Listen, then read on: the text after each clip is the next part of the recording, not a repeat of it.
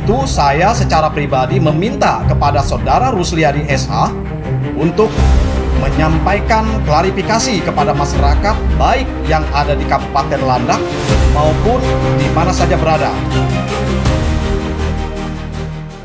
Baik, Adil Gatalino, Bacuramin Kak Saruga, Sengat Kak Cupata. Adapun pada pagi hari ini, saya, Lawyer Muda Kalbar, ingin menyampaikan, sekaligus menginformasikan kepada seluruh sahabat Lawyer Muda Kalbar yang tersebar di berbagai di berbagai wilayah, terutama di wilayah Kalimantan Barat, secara khusus di Kabupaten Landak. Jadi berkaitan dengan isi video yang disampaikan oleh Pak Robin, mantan anggota DPRD, yang meminta agar Lawyer Muda Kalbar untuk meminta maaf secara terbuka di media sosial. Jadi pagi hari ini memang saya sampaikan secara singkat berkaitan dengan pernyataan yang bersangkutan untuk saya minta klarifikasi.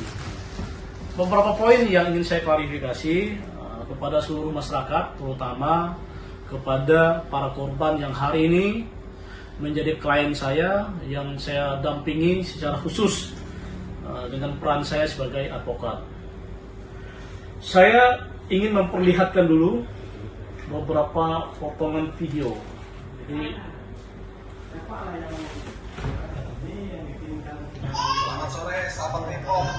nah ini video yang disampaikan secara langsung oleh yang bersangkutan, bahwa yang bersangkutan juga seorang leader dan yang bersangkutan mendapatkan bonus Golden Gods.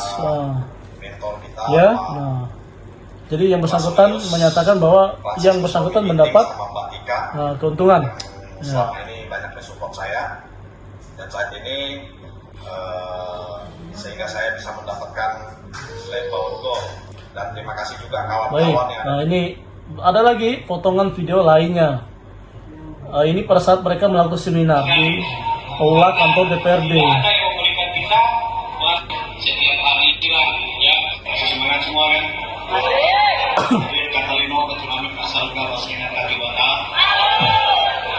Jadi ini video yang bersangkutan sendiri menyatakan bahwa beliau mendapat keuntungan atau bonus hasil dari refund, bahkan berlipat-lipat dari gaji yang bersangkutan sebagai anggota DPRD. Pertama-tama juga saya mengucapkan banyak terima kasih kepada satu-satunya mentor saya, pertama orang yang fisik membawa saya, yaitu Bapak Fransiskus Romi Ginting. Ini orang, kalau dia sudah menawarin saya, dia selalu motor. Awalnya saya nggak suka namanya Wipon. Ternyata setelah saya ikutin beliau, puji Tuhan, alhamdulillah, ya seperti yang disampaikan oleh Pak Antonius tadi, memang saat ini belum terlalu banyak penghasilannya, cuma nggak cukup lah untuk mencicil hutang. Saya lupa memperkenalkan diri saya, nama saya Robin, saya mantan, ini nggak enak mantan. Wakil aku. Sama dengan Pak Francis Robin ini mantan. Wakil aku. Mantan anggota dewan. Wow, luar biasa. Cuma memang nggak enak kalau disebut mantan ya, Bapak Ibu ya. Tapi nggak apa-apa. Ternyata penghasilan Wipon untuk saat ini mengalahkan 2 kali lipat gaji dewan. Baik, nah saya tutup. Jadi ini pernyataan yang bersangkutan menyatakan bahwa yang bersangkutan mendapatkan penghasil 2 kali lipat dari refund, melebihi gaji dari beliau sebagai anggota dewan. Jadi memang apa yang disampaikan dalam laporan kita kemarin itu murni berdasarkan memang fakta-fakta apa yang disampaikan oleh yang bersangkutan di video. Itu yang pertama. Yang kedua, bahwa saya harus meminta maaf bahwa saya telah menyerang secara pribadi partai maupun saya menyerang keluarga, enggak. Saya sampaikan bahwa boleh dibuka flashback apa yang saya sampaikan. Ya, saya tidak pernah menyerang secara personal, tetapi yang bersangkutan sendiri yang menyatakan bahwa mantan anggota DPRD untuk meyakini masyarakat kita, untuk meyakini para audien, untuk meyakini para warga kita yang agar mau bergabung di front ini. Nah, saya sampaikan bahwa negara kita adalah negara hukum, tentu kita semua patut taat kepada hukum yang berlaku, termasuk jika hari ini yang beberapa laporan yang saya sampaikan bukan hanya lawyer muda, tetapi banyak pengacara-pengacara lain, organisasi lain yang ikut juga membuat laporan. Nah, tentu saya sampaikan bahwa masing-masing di situ ada peran.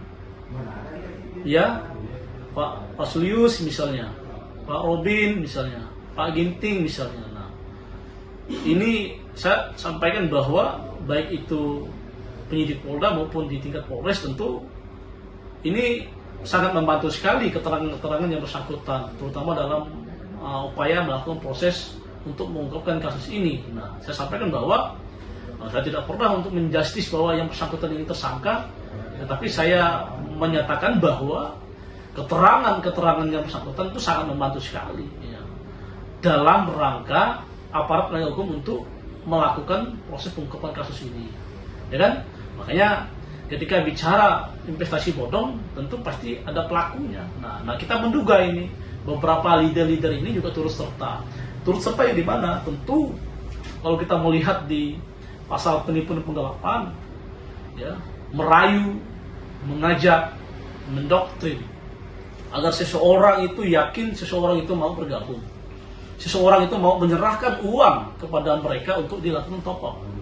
Nah, dalam video yang bersangkutan juga mengaku bahwa mendapat keuntungan. Nah, jadi ini bicara tentang real faktanya, ada keuntungan yang disampaikan dalam potongan video ini gitu.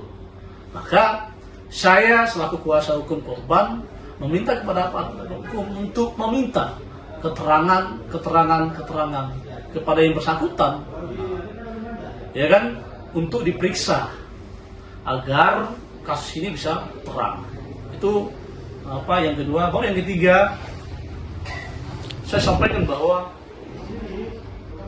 Kapolda, Kapolres di tiap-tiap daerah jangan takut untuk melakukan proses pengungkapan ini, karena ini kejahatan keuangan, kejahatan yang hari ini patut untuk kita ya bersama-sama untuk menghentikan itu.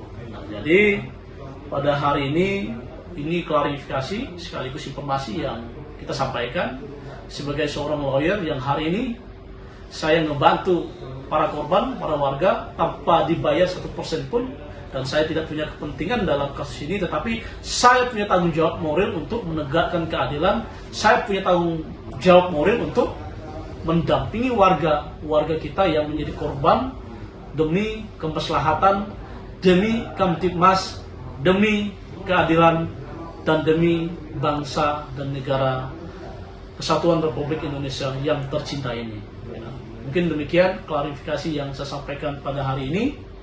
Para pihak jangan takut, saya akan kawal kasus ini sampai tuntas. Lawyer muda Kalbar, sekali lagi tetap pada role equality before the law. Kita akan kawal proses supremasi hukum yang setransparan mungkin, dan setiap proses ini akan saya sampaikan kepada seluruh stakeholder dan seluruh masyarakat, terutama kepada para korban. Jadi jangan takut, sampai hari ini kita masih membuka posko pelayanan terkait jika ada informasi, ada data, ada kerugian yang disampaikan, akan kita kawal bersama. Itu. Poin terakhir yang perlu saya sampaikan kepada Pak Robin, saya selaku kuasa hukum mendapatkan surat kuasa.